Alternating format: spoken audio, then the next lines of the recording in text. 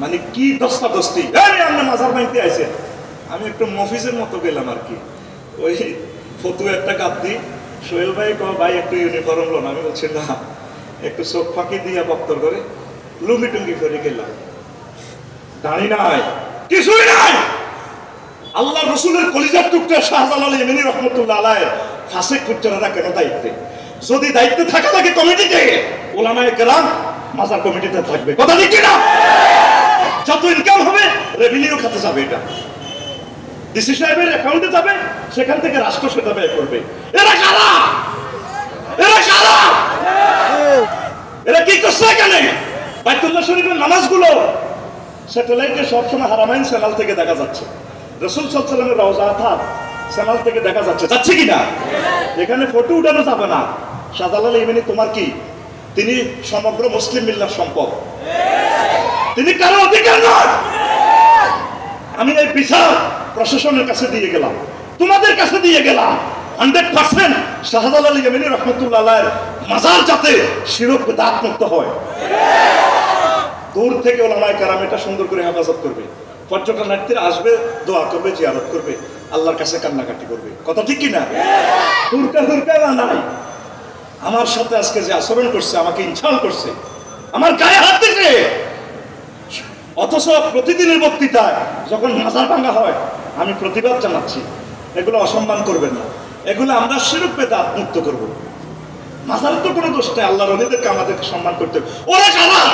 নামাজ নাই, নবীর দাড়ি নাই, আদম শফিউল্লাহকে বানাইতে আল্লাহ দাড়ি দিয়ে বানাইছেন, এটা পয়গম্বরদের সুন্নাত, কথা ঠিক কিনা? ওর দাড়ি নাই, সে কিভাবে শাহজালাল ইয়েমেনি রহমতুল্লাহ আলাইহির এখানে থাকতে পারে? আল্লাহ যদি আপনাদেরকে ক্ষমতা দেয়, আল্লাহ যদি আপনাদেরকে সাহায্য করে, সিলেটের ওলামায়ে কেরাম নিয়ে, হক্কানি রব্বানি পীর মাশায়েখ নিয়ে আপনারা কমিটিতে থেকে 100% শিরক বিদআত মুক্ত কমিটি আপনারা গঠন করবেন। আমি দাবি রেখে গেলাম, যদি আমি মারাও যাই, আল্লাহ যাতে কবরে আমার এই দাবিটা দেখায় যে আফসারি তোমার দাবি পূরণ হয়েছে। আমার কি অধিকার নাই জিয়ারত করার? আছে কিনা? আমি সুযোগ পাই নাই জিডি করার জন্য, সময় নেই, আমি স্টাডি করছি, প্রুফ দেখছি, তারপর আমি পুলিশদেরকে জানাইছি, আর তারপর অনলাইনে মিডিয়া যারা আসছে এটা নিউজ করবে। আমি আপনাদের কাছে আবেদন রাখলাম, আমার পক্ষ হয়ে আপনারা এটা প্রতিবাদ জানাবেন। প্রিয় বন্ধুরা, যে কথাটা বলছিলাম কার্য তালিকা, তাইলে মুহাম্মদ সাল্লাল্লাহু আলাইহি ওয়াসাল্লামকে আপনি ফুল অনুসরণ করবেন, নতুবা আপনি ঠেকে যাবেন। ভাই বলতে পারেন আফসারি ভাই তো মনে রাজনীতি করে, আমার রাজনীতি তো দরকার নেই, আপনারা রাজা হবেন, আপনারা আমাদের ভাই বন্ধু, আমরা আপনাদের ভালোবাসার মানুষ, আমরা চাই আপনারা জান্নাতি হোক, পড়ি আমি। কিন্তু আপনি আল্লাহ রসুলের একটা সুন্নাত যদি খেলাফ করেন, আপনি তো ধরা খাইবেন। এটাতে গুগল সিস্টেম প্রশ্নপত্র দেওয়া, কোরআন সুন্নাহর বাইরে হলে তো এটা কবুল হবে না।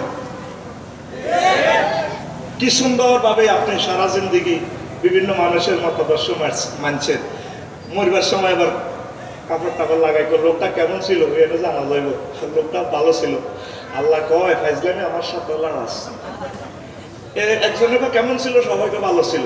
আল্লাহ বলেন আলাইসা আল্লাহু বিআহকামিল হাকিমিন, তাহলে আমি শ্রেষ্ঠ বিচারক নই?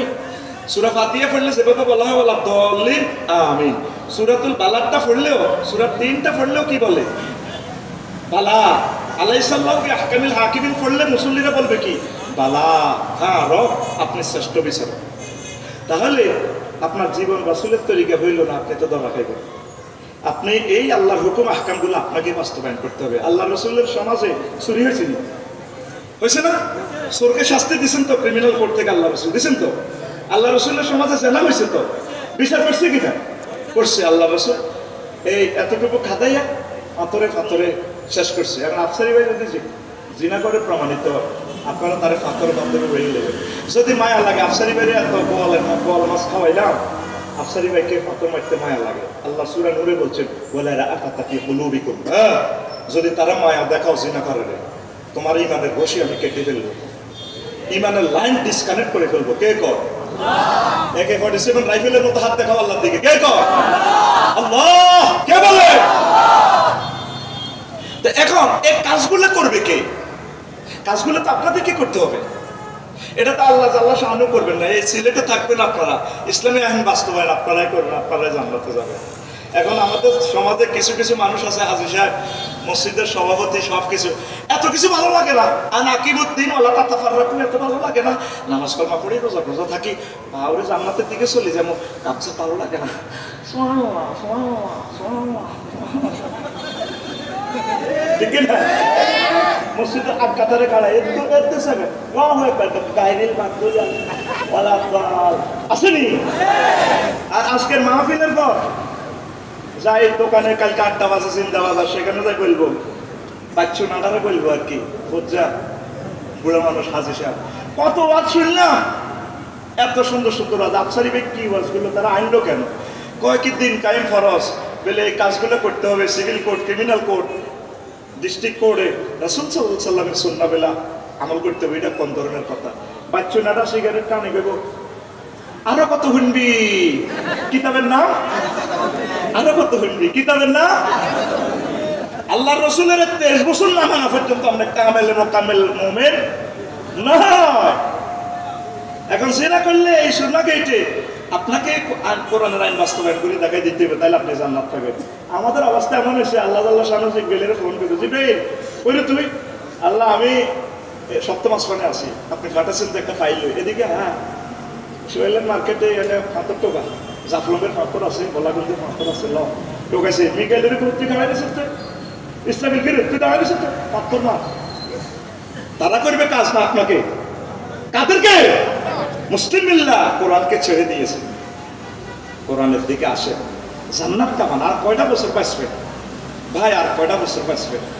ফাফিরু ইলাল্লাহি ওয়া ইলা রাসূল, আল্লাহর দিকে আসেন, আশা করি আপনারা বিজয়ী হবে। পড়ে আমিন। এই দৈনিক